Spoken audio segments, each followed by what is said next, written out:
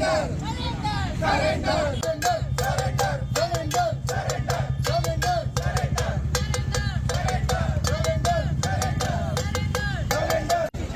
चाय P low, भैया चाय पी लो।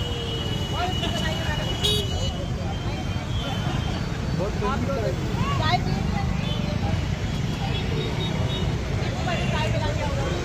में इस देश में एक नारा गूंजा कि बहुत हुई महंगाई की मार, अब की बार मोदी सरकार। 12 साल से लगातार गैस के सिलेंडर के दाम बढ़ाए जा रहे हैं। महिलाओं की कमर महंगाई के कारण तोड़ दी जा रही है। आप सब ने देखा महंगाई कम होने का नाम नहीं ले रही। आज हमारे देश के पेट्रोलियम मंत्री 4 दिन पहले कहते हैं जो एफटीन के यार हैं कि देश में आपूर्ति पूरी है, लेकिन 2 दिन बाद ही इन्होंने सिलेंडर के दाम 60 रुपए बढ़ा दिए।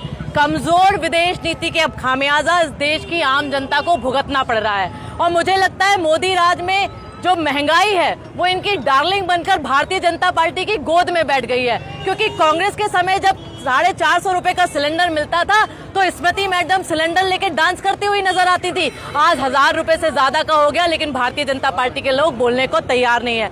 मुझे तो एक कारण नजर आता है कि देश के प्रधानमंत्री ने भारतीय जनता पार्टी के लोगों को नाले से गैस निकालने की प्रक्रिया ट्रेनिंग दे रखी है, इसलिए लगातार बढ़ते हुए सिलेंडर के दाम इनको दिखाई नहीं देते। आज पूरे देश में महिलाएं भी दुखी हैं और जिनके जेब से हम पैसे लेके सिलेंडर भरवाते हैं वो पुरुष भी दुखी हैं।